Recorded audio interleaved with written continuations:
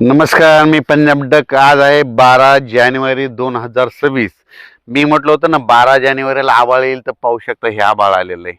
आणि राज्यात रात्री मी म्हणलं होतं ना 11 जानेवारी बऱ्याच कोल्हापूरकडे पाऊस पडेल, तर कोल्हापूरकडे निपाणी, कोल्हापूर, बऱ्याच परिसर, कवठे एकंद या ठिकाणी बऱ्याच ठिकाणी पाऊस पडला, कुठं थेंब आले. म्हणून हा अंदाज सर्व शेतकऱ्यांना लक्षात यायचा.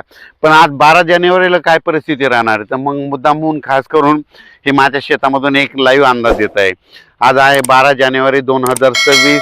आज दुपारनंतर 3च्या नंतर मात्र सांगली जिल्हा, सातारा जिल्हा, त्याच्यानंतर सांगली, सातारा, कोल्हापूर, सोलापूर, पुणे, अहिल्यानगर, संगमनेर, ओझर, पुन्हा आळेफाटा, विघ्नर कारखाना परिसर, त्याच्यानंतर बऱ्याच ठिकाणी आज दुपारनंतर 3च्या नंतर कुठं थेंब दिसतील, कुठं पाऊस पडायला दिसेल, म्हणून हा अंदाज लक्षात यायचा.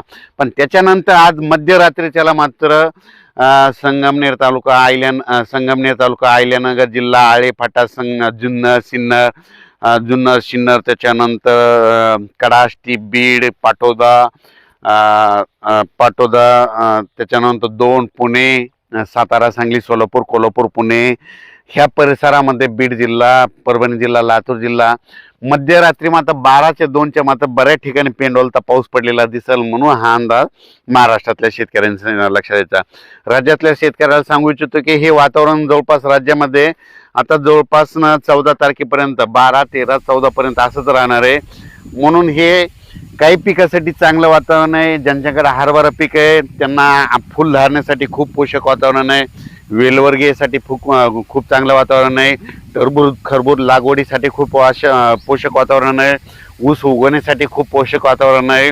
पण काही जणांसाठी नुकसानकारक आहे. मग ते कोणासाठी? कारण की बऱ्याच शेतकऱ्याची कांदा काढणी चालू आहे, तर त्यांचा कांदा उघड्यावर पडलेला आहे, त्यांच्यासाठी नुकसानकारक आहे. कर्नाटक मंगसुळी त्या भागातील तंबाखू काढणं चालू आहे, तर त्यांच्यासाठी नुकसानकारक आहे. डाळिंब शेतकऱ्यासाठी नुकसानकारक आहे. कशामुळे? कारण की ह्या वातावरणामध्ये दिवसा देखील धुळे असते, त्याच्यामुळे त्याचं नुकसान होतं. म्हणून त्यांनी बुरशीनाशकाची फवारणी करून आणि आपल्या पिकाचं नियोजन करायचं त्यांनी त्यांचं स्वतः करावे. त्याच्यानंतर राज्यात सांगायचं झालं ते हे आता हे वातावरण पूर्व विदर्भ आणि पश्चिम विदर्भ म्हणजे ते 11 जिल्ह्यामध्ये, म्हणजे वर्धा, नागपूर, भंडारा, गोंदिया, चंद्रपूर, यवतमाळ, वाशिम, हिंगोली, अकोला, अमरावती, बुलढाणा, नांदुरा, खामगाव, मेकर ह्या परिसरामध्ये आज दुपारच्याला सूर्यदर्शनच होणार नाही. खूप ढगाळ येईल, असं वाटतं पाऊस येईल का, फक्त तुरळक ठिकाणी थेंब येतील. विदर्भात काही पाऊस पडणार नाही, म्हणून तुरीचं काही तुमच्या नुकसान होणार नाही, म्हणून हा अंदाज सर्व शेतकऱ्यांनी लक्षात घ्यायचा. 14 तारखेच्या नंतर परत तुम्ही तूर काढू शकता.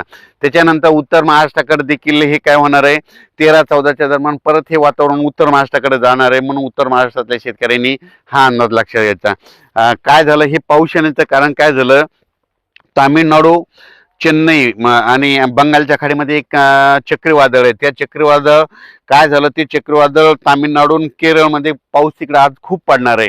आणि त्याचा असर काय होणार आहे, आंध्र प्रदेशला फटका बसणार आहे, कर्नाटकला बसणार आहे. त्याच्यामुळे त्याचा असर आपल्या महाराष्ट्राला बसणार आहे.